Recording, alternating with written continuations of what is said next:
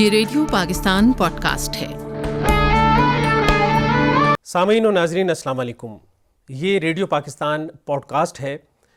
آئین کی تشکیل کو 50 برس مکمل ہوئے اور اس حوالے سے ایک انٹرویو آپ سے پہلے سن چکے ہیں اور آج دوسرا انٹرویو ہم کر رہے ہیں، اور شخصیت آج ہمارے ساتھ ہیں ممتاز تجزیہ نگار اور آئینی امور کی ماہر شخصیت آج ہمارے ساتھ ہیں ظفر اللہ خان صاحب۔ اس سے پہلے ایک انٹرویو آپ نے سنا، آج اس انٹرویو کا دوسرا حصہ ہم آپ کے لیے لے کے آ رہے ہیں۔ آئین کی کیا افادیت ہے، اہمیت ہے، اس پہ تو ہم نے بات کی، لیکن آئین بنیادی حقوق کے حوالے سے کیا کردار ادا کرتا ہے؟ اور ظفر اللہ خان صاحب، جو آئین ہے اس کی افادیت پہ تو ہم نے بات کی، لیکن بنیادی حقوق کا جو معاملہ ہے اور جو ظاہر ہے کہ اقتدار جو ہے وہ اللہ تعالیٰ کا ہے، اور اس کے بعد پھر عوام الناس ہیں، اور عوام الناس اپنے منتخب نمائندے کس طرح سے بھیجیں گے اور وہ برسر اقتدار ہوں گے اور عوام کے اور ریاست کے حقوق کی بات کریں گے، تو یہ آئین جو ہے بنیادی طور پر اس کے اہم نکات بنیادی حقوق کے حوالے سے، عوام الناس کے حقوق کے حوالے سے کیا کہتا ہے؟ بہت شکریہ جاوید نور صاحب۔ بنیادی حقوق کی اہمیت بیان کرنے کے لیے میں ایک مثال لیتا ہوں کہ جس طرح آپ ایک عمارت بناتے ہیں نا، تو سب سے پہلے اس کی بنیادیں رکھتے ہیں جی، تو دستور کے ساتھ بنیادی حقوق کا رشتہ بنیادوں کا کہ اس کے اوپر پوری ریاست کی عمارت تعمیر ہوتی ہے۔ جب 14 اگست 1947 کو ہم آزاد ہوئے تو اس سے 4 دن پہلے پاکستان کی دستور ساز اسمبلی نے کام کرنا شروع کیا، 10 اگست 1947 سے۔ 11 اگست کی تقریر کا بہت ذکر آتا ہے، قائد اعظم محمد علی جناح نے جس انداز میں کہ نئی ریاست کے خد و خال کیا ہوں گے، شہریوں کے حقوق کیا ہوں گے، سب قانون کی نظر میں برابر ہوں گے، ارسپیکٹو کہ ان کا عقیدہ کیا ہے، وہ کس علاقے سے تعلق رکھتے ہیں۔ لیکن 12 اگست 1947 کو دستور ساز اسمبلی نے ایک کمیٹی بنائی۔ اس کمیٹی کا نام تھا committee for the fundamental rights of citizens and matters related to minorities. بڑے اہم معاملہ۔ قائد اعظم خود اس کمیٹی کے سربراہ تھے، اور اس کمیٹی کی جو رپورٹیں ہیں جو بعد میں دستور ساز اسمبلی کے سامنے رکھی گئیں، اس میں طے کیا گیا کہ کون کون سا بنیادی حق ملے گا، اسی کے اوپر عمارت بنے گی۔ اب پاکستان قائم ہوا ہے 14 اگست 1947 کو، جو universal declaration of human rights ہے، جس کے ہم اس سال 75 سال منا رہے ہیں، تو وہ 1948 میں آیا 10 دسمبر کو۔ اور آپ کے سننے والوں کے لیے یہ حیرانی کی بات ہوگی کہ اس کو بنانے میں پاکستان کی پہلی دستور ساز اسمبلی کے 2 معزز اراکین کا حصہ ہے، ایک شائستہ اکرام اللہ اور دوسرے اس وقت سر ظفر اللہ خان۔ تو جب ہم اپنا دستور بنا رہے تھے اور یہ کمیٹی کے رپورٹ سامنے آ رہی تھیں، تو کیونکہ پارلیمنٹ 100% ڈاکیومنٹڈ ادارہ ہے، آپ جائیں اس دن کی کاروائی آپ کو اس کو ہینسرڈ کہتے ہیں یا وربیٹم کہتے ہیں، مل جائے گی۔ تو ہمارے جو بانیان پاکستان تھے انہوں نے کہا جی کہ یہ عالمی انسانی حقوق کے اعلامیے میں ہم بہت ساری باتیں مان آئے ہیں، بتاؤ آگے کیا دیتے ہو اس ملک کے شہریوں کو۔ تو اس تصور کے ساتھ ہم نے اتنی مضبوط بنیادوں کے ساتھ 1956 کے آئین میں جو بنیادی حقوق کا باب ہے وہ اس نقطہ نظر کے تحت تشکیل پایا۔ دوسرا، اب یہ تاریخ کی تلخی ہے جس سے کوئی مفر نہیں، انکار نہیں کر سکتا، جب 1962 کا دستور آیا تو بدقسمتی سے وہ دنیا کا ایک ایسا دستور تھا جس میں بنیادی حقوق کا باب نہیں تھا۔ وہ کہا جاتا ہے کہ انہوں نے کہا جی کہ یہ تو امیروں کے لیے ہوتا ہے، ہم اس کو قانون سازی کے رہنما اصول بنا دیتے ہیں، لیکن جو اس وقت کی اپوزیشن تھی اسے داد دینی چاہیے۔ انہوں نے کہا ٹھیک ہے، یہ قانون کی زبان میں ایک ڈیفیکٹو اور ڈیجیرے کی لفظ استعمال ہوتا ہے کہ صورتحال ٹھیک ہے اب ہے ایسی، لیکن ہمیں انسان تو سمجھا جائے۔ تو لہٰذا جو اس آئین میں پہلی ترمیم ہوئی اس میں بنیادی حقوق کا باب واپس آیا 1962 کے دستور میں بھی۔ جب ہم نے 1973 کا دستور بنانا تھا تو جو پہلی بات تو یہ ہے کہ transfer of power try partite agreement تھا جو نیشنل عوامی پارٹی، پاکستان پیپلز پارٹی اور جمعیت علماء اسلام کے درمیان اس وقت ہوا کہ کس طرح ٹرانسفر آف پاور ہوگی۔ 1972 کا عبوری دستور آیا، پھر اس کے بعد کمیٹی بنائی گئی جس کے 25 اراکین تھے۔ اس کمیٹی کی اولین سربراہی کی محمود علی قصوری صاحب نے۔ بعد میں جب وہ اس کمیٹی سے علیحدہ ہوئے تو عبدالحفیظ پیرزادہ نے کی۔ اس کمیٹی کا پہلا اجلاس جو کیونکہ اگین اس کی بھی رپورٹ میسر ہے، تو انہوں نے پہلی بات یہ کی کہ ہم اب طے کریں کہ شہریوں کو بنیادی حقوق کون سے دینے۔ تو ایک اتفاق رائے تھا کہ جو اجماع امت ہو چکا تھا، اکابرین نے ملت کر چکے تھے 1956 کے دستور میں، کہ اس کو تو ہم لازماً لیں گے اور اس سے مزید آگے جا کے ہم کچھ اور بھی کریں گے، جو کیونکہ زمانہ بدلتا ہے، سبات ایک تغیر کو ہے زمانے میں، تو اس حالات کے مطابق بھی ہم نے ایک بڑا مضبوط آرٹیکلز رکھے بنیادی حقوق کے باب میں۔ ہمارے بنیادی حقوق کے باب میں جو آرٹیکلز ہیں وہ 24 بنتے ہیں۔ یہ حقوق ہوتے ہیں، اس میں سے کوئی ہوتی ہیں انٹائٹلمنٹس، کئی ہوتی ہیں پروٹیکشنز، کئی ہوتی ہیں جس چیز سے پروہیبٹ کیا گیا اور روکا گیا ہو، جیسے کہ چائلڈ لیبر سے، استحصال سے، غلامی سے، بیگار سے۔ اچھا، کئی ہیں انٹائٹلمنٹ جیسے تعلیم کا حق، بولنے کا حق، آزادی اطلاعات کا حق، تنظیم سازی کا حق، یہ سارے ایسے حقوق ہیں۔ کئی ہوتی ہیں افرمیٹیو سٹیٹمنٹس کہ بھائی جینڈر کی بنیاد پہ، صنف کی بنیاد پہ امتیاز نہیں ہوئے گا۔ پھر اقلیتوں کے حقوق کے بارے میں ہمارے باب میں ہے کہ ان کسی غیر مسلم پہ ایسا ٹیکس نہیں لگایا جائے گا جو کسی اور مذہب کے لیے استعمال ہو۔ پھر ان کے تعلیمی اداروں کے حق، عبادت گاہوں کا حق، ان کی عبادت گاہوں کا حق، ان کی ثقافت کا حق، ملازمت میں یکساں مواقع۔ ہاں، تو یہ ملازمت میں یکساں مواقع ٹھیک ہے، ہم نے اس میں کوٹا سسٹم رکھا ایک طویل عرصے تک، لیکن اس میں جو ٹائم لائن دی تو مطلب یہی تھا کہ ہم اتنی محنت کریں گے کہ پورے سماج کو اوپر لے جائیں گے اور اس میں ہم سب کو بنیادی میرٹ بیس سوسائٹی بنائیں گے۔ تو یہ ہے ہمارے بنیادی حقوق کا باب۔ اب اس میں آپ کہیں گے کہ اتنی اچھی باتیں لکھی ہوئی ہیں تو پھر معاشرے میں تو کوئی خوشحالی یا خوشنما چہرے نظر نہیں آتے، بلکہ لوگ بڑے اعتراضات کرتے ہیں۔ اس میں ہمارا مثلا گولڈن جوبلی مناتے ہوئے ہمیں یہ سوچنا چاہیے کہ 24 میں سے 13 حقوق ایسے ہیں جس میں لکھا ہوا ہے سبجیکٹ ٹو ریزنیبل ریسٹرکشنز۔ اب وہ ریزنیبل کیسے ہوں گی ریسٹرکشنز؟ سبجیکٹ ٹو لا، ٹھیک ہے، ہم نے بنائے، لازمی اور مفت تعلیم کا قانون بھی بنایا، آزادی اطلاعات کا قانون بنایا، اور کئی قوانین، پولیٹیکل پارٹی آرڈر تھا، یا اب الیکشن ایکٹ 2017 میں تنظیموں کے بارے میں، یا این جی اوز کی رجسٹریشن کے قوانین، کئی چیزوں پہ ہم نے قوانین بنائے۔ اچھا، پھر اس میں subject to law and order. اب یہاں یہ بات سمجھنے کی ہے، آئین کہتا ہے آزادی اجتماع ہوگی، چھینتا کون ہے؟ آپ نے سنا ہوگا کہ ڈپٹی کمشنر نے دفعہ 144 لگا دی۔ اب دفعہ 144 آئین میں نہیں ہے، دفعہ 144 پینل کوڈ میں ہے۔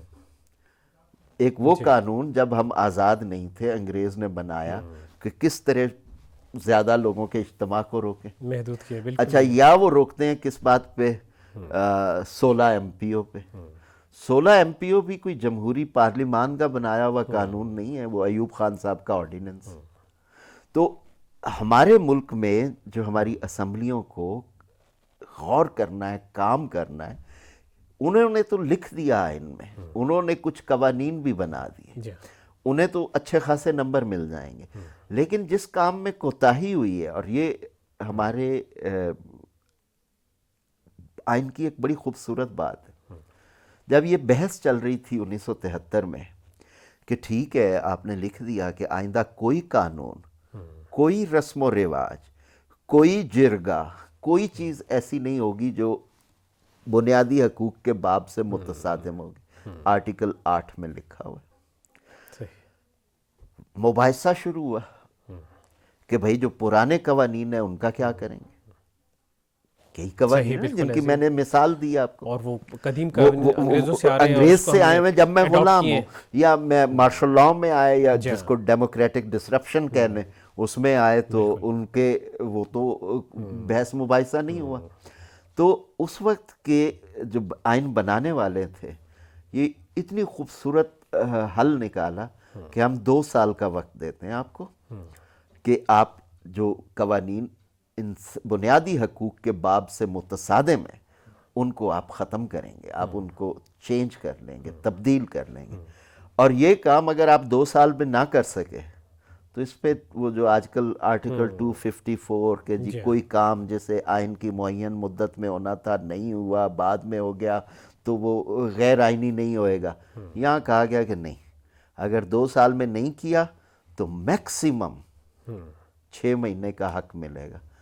اب اتفاق سے یہ 1976 میں ہوا، لیکن اس وقت شاید ہوم ورک اتنا زیادہ نہیں کیا گیا، ورنہ یہ قوانین جن کا میں کہہ رہا ہوں جو بنیادی حقوق سے متصادم نظر آتے ہیں وہ ختم ہو گئے ہوتے ہیں. دوسرا، ہماری قانون سازی میں جو بنیادی حقوق کے حوالے سے بھی ہو یا دیگر تمام امور مملکت کے حوالے سے ہو، اس میں 2 باتیں کہی گئیں کہ کوئی قانون اسلام سے منافی نہیں ہوگا. بالکل. دوسرا اس میں یہ جو کہ بنیادی حقوق سے منافی نہیں ہوئے گا. اسلام سے منافی کا تجزیہ، تحقیق یا تبصرہ کرنے کے لیے یا تجویز دینے کے لیے ہم نے اسلامی نظریاتی کونسل بنا لی، لیکن انسانی حقوق کے لیے کوئی ادارہ نہیں تھا. بہت سارے ارتقاء کے بعد سن 2012 میں جب national commission for human rights بنایا گیا، جو کہ اگین ایکٹ آف پارلیمنٹ کے تحت بنایا گیا، مجھے تھوڑا عرصہ اس میں کام کرنے کا موقع ملا ایز اے ممبر اسلام آباد. تو اس کے ممبران کا انتخاب پارلیمان کرتی ہے اور انہیں تحفظ جج کی طرح ہوتا ہے. تو اس کے ایکٹ میں لکھا گیا کہ وہ کسی قانون پہ تبصرہ کر سکتے ہیں کہ بھئی یہ بنیادی حقوق سے منافی ہے. پارلیمنٹ ان کو تفویض کر سکتی ہے، اسائن کر سکتی ہے کہ بھئی آپ ہمیں کر کے بتائیں کہ یہ قانون کا مسودہ ہے، اس میں بنیادی حقوق کا پیمانہ کیا. اور نتیجتاً اب جب ہم نے تھوڑا سا جمہوریت کا تسلسل دیکھا ہے تو کیسے قوانین بن رہے ہیں. اسٹیٹس آف ویمن کا کمیشن، چائلڈ رائٹس کا کمیشن، فریڈم آف انفارمیشن کا کمیشن، پھر free and compulsory education, Zainab alert, harassment کے خلاف قوانین، ڈومیسٹک وائلنس کے خلاف قوانین، ٹارچر کو کرمنلائز کرنے کے بارے میں قوانین. تو ایک پورا جمہوری سماج جس میں بنت ہی انسانی حقوق کے حوالے سے وہ ابھر کر سامنے آ رہی. تو یہ تو ہے ہماری تاریخ، لیکن ابھی کام بہت کرنا ہے. کہ آپ اینول پرنسپلز آف پالیسی کی رپورٹ آتی ہے، فنڈامنٹل رائٹس کی بھی آنی چاہیے، بنیادی حقوق کے اوپر کس قدر عمل ہوا. اور پھر شہریوں کی انجمنوں کو بھی، پاکستان ریڈیو پاکستان کو، دیگر ذرائع ابلاغ کو اس کے بارے میں شہریوں کی تعلیم کرنی ہوگی. یہ ایسے نہیں ہے کہ جو میں نے پڑھا ہے آٹومیٹیکلی جینیٹیکلی جینیاتی طور پہ میری اگلی نسل تک بھی پہنچ جائے. جمہوریت، آئین، اس کا سبق یہ ہوتا ہے ہر شہری کو اپنا سبق خود پڑھنا ہے. اب یہ نہ ہو کہ اگر آپ اسے نارمل حالات میں پڑھیں گے اور اپنی زندگی کو ارد گرد اس کا حصار بنائیں گے تو آسانیاں ہوں گی. اگر مشکل میں پڑھیں گے تو پھر تو وکیل ہی پڑھے گا اور وہ فیس بھی زیادہ لیتا ہے. اور آئین کے حوالے سے آپ دیکھیں کہ ظاہر ہے کہ ایک ضابطہ اور ایک راستہ، ایک قانون جو ہے، قواعد ضروری ہیں کسی بھی مملکت کو چلانے کے لیے، قوموں کو چلانے کے لیے. تو ایک آئین بن گیا، یہ خوش آئین بات ہے، اور آئین کو 50 برس گزر گئے، اور اس پہ دیکھیں بہت ساری چیزیں ہوں گی جن پہ عمل درآمد ہم نے کرنا ہے. تو ایک تشکیل کا مرحلہ تھا اور ایک عمل درآمد کا مرحلہ ہے. اس میں آپ دیکھیں تو اردو زبان کے نفاذ کا بھی معاملہ ہے جس پہ نفاذ ہونا چاہیے، میرٹ کے معاملات ہیں، اور بہت ساری چیزیں ہیں جن پہ عمل درآمد ہونا ہے. تو ایک متفق آئین ہمارے پاس موجود ہے، یہ ایک بہت بڑی کامیابی ظاہر ہوتی ہے. اور پھر اس ایک پہلے آپ ایک راستے کا تعین کرتے ہیں، منزل کا تعین کرتے ہیں، اور پھر سفر کا آغاز کرتے ہیں. اور سفر میں ناموافق حالات بھی آتے ہیں، مسائل بھی آتے ہیں، اور آپ نے سفر کا آغاز پہ جو اندازہ کیا ہوتا ہے کہ میں سفر اس طرح سے طے کر لوں گا، لیکن اس میں بہت سارے نامساعد حالات آتے رہتے ہیں، لیکن ضروری ہے کہ سفر جاری رہے تسلسل کے ساتھ. اس میں کوئی دو رائے نہیں. جی، تو اب یہ فرمائیے گا کہ جہاں آپ نے بتایا کہ انسانی حقوق کے معاملات ہیں بہت ساری، پاکستان کا ان منفرد ہے، یعنی دنیا بھر سے اگر آپ دیکھیں تو اس میں آپ نے جو دین اسلام جو حقوق دیتا ہے ان کا بھی آپ نے احترام رکھنا ہے، ان کا بھی خیال کرنا ہے، بنیادی حقوق جو مروج ہیں دنیا بھر میں ان کا بھی خیال رکھنا ہے، روایات کا بھی خیال رکھنا ہے، یعنی بہت کمپیکٹ. دیگر جو ممالک ہیں دنیا بھر کے بہت سارے ممالک ہیں، ان کے آئین سے اگر ہم تقابل کریں تو آئین پاکستان کو آپ کیسے دیکھتے ہیں؟ دیکھیں، اس میں ایک اسٹڈی پڑھ رہا تھا جس کو شکاگو اسکول آف لاء نے چھاپا. اس کا نام تھا an average life span of a constitution. ایک دستور کی اوسطاً عمر کیا ہوتی ہے. اگرچہ آپ کو دنیا میں ایسے دستور بھی مل جاتے ہیں 200 سال پرانے، جیسے کہ امریکہ کا آئین، اور کئی ایسے ممالک ہیں جس میں بہت ماضی قریب میں دستور بنے ہیں. انہوں نے نکالا کہ ایوریج لائف سپین 20 سے 25 سال ہوتا ہے. اچھا. ورنہ اس کے بعد کانسٹیٹیوشن ریویو ہوتا ہے، تبدیلیاں آتی ہیں، سب کچھ آتا ہے. اب اگر آپ اسے ملا کے پڑھیں ابن خلدون کے سائیکل آف ہسٹری کے ساتھ، تو 25 سال کے بعد وہ بھی کہتے ہیں کہ ایک جنریشنل شفٹ آ جاتا ہے. جو میری بزرگ نسل کی ضرورتیں تھیں، ان کا سماج تھا، ان کی ٹیکنالوجی تھی، ان کی اکانومی تھی، اس سے تبدیلی آ گئی. تو ایک تو یہ پہلو ہے. دوسرا، دستور دو قسم کے ہوتے ہیں. ایک ہوتے ہیں جو پرنسپلز طے کرتے ہیں. مثلا امریکہ کا دستور کوئی طویل دستور نہیں ہے. صحیح. اس نے صرف ایک پرنسپل طے کر دی کہ کوئی کام ریاست نہیں کرے گی جو بنیادی اظہار حق اظہار کے خلاف. ٹھیک. انہوں نے ہر چیز جو بھی اس کو روکے گی صرف ایک اصول بنا لیا. ایسے رہنما اصول ہوں گے، اس کے ارد گرد پھر انٹرپریٹیشنز ہوں گی اور سب کچھ ہوگا. دنیا کے جو طویل دساتیر ہیں، جن میں جو مثلا سب سے طویل تو ہمارے پڑوس میں انڈیا کا، ہمارا بھی کیونکہ ہماری وہ روایت 1935 کے ایکٹ والی، ہم ایک ایک چیز کو کہ یہ قدم ہوگا تو یہ ہوگا، ان کو ہم پروسیجرل دستور کہتے ہیں. جیسے میں جسٹ ٹو ایکسپلین، وضاحت کے لیے، کہ 5 سال میں اسمبلی مدت پوری کرے گی، اتنے دنوں میں انتخاب ہوگا. انتخاب سے پہلے ہم نے وہ جو ایک انسیولیشن رکھی نگران حکومتوں کی، یہ 18ویں ترمیم میں آئی، یہ پہلے نہیں ہوتی تھی. اس سے civilian to civilian transfer of power ممکن ہوا، کیونکہ ہمارے ہاں الیکشن کے نتائج کئی بار متنازع رہے ہیں. تو پھر کتنے دنوں میں نتائج کا اعلان ہوگا. ہم جلدی بھی کرتے ہیں، حالانکہ اس نوٹیفیکیشن میں لکھا ہوتا ہے. پھر یہ بھی طے کر دیا کہ ہماری روایت رہی ہے کہ الیکشن کے نتائج نہ تسلیم کرنا. تو اب لکھ دیا گیا کہ 1 مہینے کے اندر اندر اجلاس بھی بلانا ہے.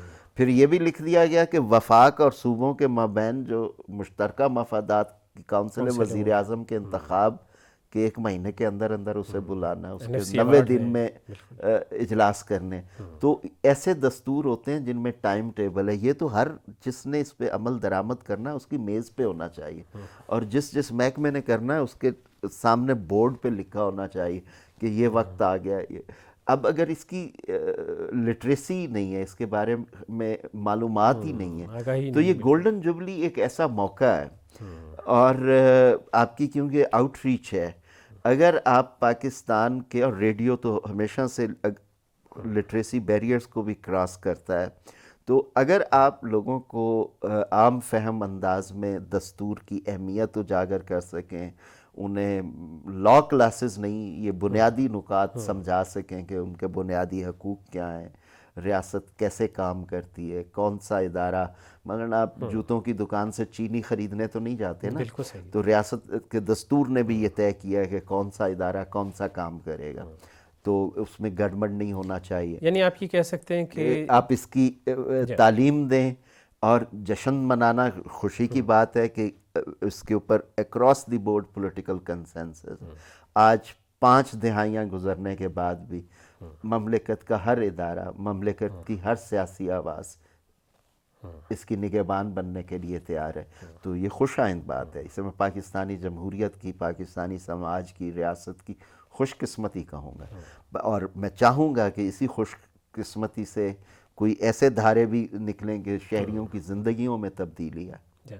بنیادی طور پہ اگر آپ دیکھیں تو جمہوریت اور آمریت میں فرق جو ہے وہ آئین ہے. آئین اور اسی آئین سے پھر ظاہر ہے کہ چیزیں آگے، اور جب کسی ایک شخص کا نافذ کردہ قانون ہوتا ہے تو اس پہ انسانی حقوق کی خلاف ورزی ہوتی ہے، بہت سارے مسائل ہیں. تو یہ آئین جو، اور یہ تو انسانیت چھوڑ آئی نا، صدیوں پہلے بادشاہ کا قبائلی سردار کا فرمان، عنایات بھی اسی سے، شکایات بھی اسی سے، سزائیں بھی اسی سے، جزائیں بھی اسی سے، وہ تو چھوڑا ہے نا. جب آپ نے جدید ریاست بنائی ہے تو جدید ریاست شہری بنا دی. اور ہمارے دستور میں لکھا ہوا ہے پری ایمبل میں، Now we the people of Pakistan through our National Assembly اپنے اوپر یہ آئین نافذ کرتے ہیں. آئین کے بانیوں میں سے شہید ذوالفقار علی بھٹو نے کہا کہ پاکستان کے عوام اس کے نگہبان ہیں، وہ اس کی حفاظت کریں گے. اور ماضی کے کسی دستور کے بارے میں اس کے خالق نے یہ بات نہیں کی تھی. اور اس میں یہ بھی آپ دیکھیے کہ جہاں کوئی اختلاف رائے ہوتا ہے، شدید ترین ہم نے دیکھا پارلیمنٹ کے اندر ہو، سڑکوں پہ ہو کہیں، تو وہ آئین کے نفاذ، اس کا حوالہ وہی ہوتا ہے، آئین کے نفاذ سے نکلتا ہے، حوالہ وہی ہوتا ہے. اور شکایات کہ جی میرا یہ حق تھا، مجھے نہیں دیا جا رہا. تو اسی لیے حق لکھ دینے سے آٹومیٹیکلی تو وہ تو ایک بیج ہے، اس بیج سے جو فصل بننی ہے اس کی آپ نے نگہبانی کرنی ہے، اس کی پرورش کرنی ہے، اسے پروان چڑھانا ہے. اس سے کوئی ادارے بنیں گے، جس طرح یہ حقوق کے کمیشن بنے ہیں، جس طرح قوانین بنے ہیں. پھر اس کے لیے آپ وسائل رکھیں گے، پھر اس کے لیے آپ مانیٹرنگ کریں گے، ٹریک کریں گے کہ کون سا حق ملا، کہاں مشکلات ہیں، اسے کیسے بہتر کیا جا سکتا ہے، کون سا قانون آسان ہے، کس میں رکاوٹ ہے، کسے مزید بہتر بنانے کی. تو یہ ایک مسلسل عمل ہے، اسے کہتے ہیں ورک ان پروگریس. ہمیشہ یہ ورک ان پروگریس رہے گا. میں اکثر لوگوں کو کہتا ہوں کہ آج میں سارے مسئلے حل کر دوں، میرے پاس اعلیٰ دین کا چراغ ہو، کل نئے حقائق ہوں گے، کیونکہ ایک تو بہت سارے نئے بچے پیدا ہو چکے ہوں گے، بہت سارے لوگ جوان ہو چکے ہوں گے، بہت سارے لوگ دنیا سے جا چکے ہوں گے. تو ہر روز کے اپنے حقائق ہیں. اور آپ دیکھیں کہ جہاں ہم آئین کی بات کر رہے ہوتے ہیں اور جہاں ہم حقوق کی بات کر رہے ہوتے ہیں، تو آئین ایک بنیاد ظاہر ہے کہ حقوق کی فراہم کرتا ہے، اور یہ ہمیں حق دیتا ہے کہ ہم آئین کے حوالے سے اپنے حقوق جو ہے وہ طلب کریں. تو ایک بہت بڑا موضوع ہے، ایک طویل موضوع ہے.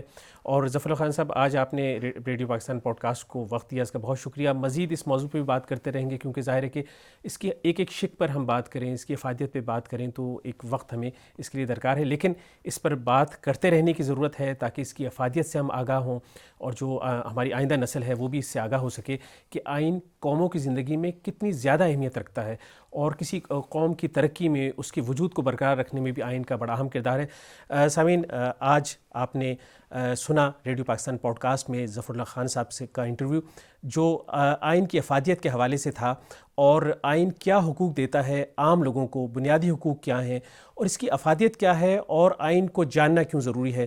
تو آج 50 برس ہو چکے، ہم گولڈن جوبلی منا رہے ہیں، اور دعا یہ ہے کہ ہم اسی طرح آئین کی تقریبات جو ہے وہ 100 سال، 200 سال، 500 سال اور 1000 برس تک ہم مناتے رہیں. مزید آئین کے موضوع پر اور آئین کی افادیت پہ بات کرتے رہیں گے. دیکھتے رہیے گا، سنتے رہیے گا ریڈیو پوڈ کاسٹ. اجازت دیجیے اپنے میزبان جاوید نور کو. اللہ حافظ.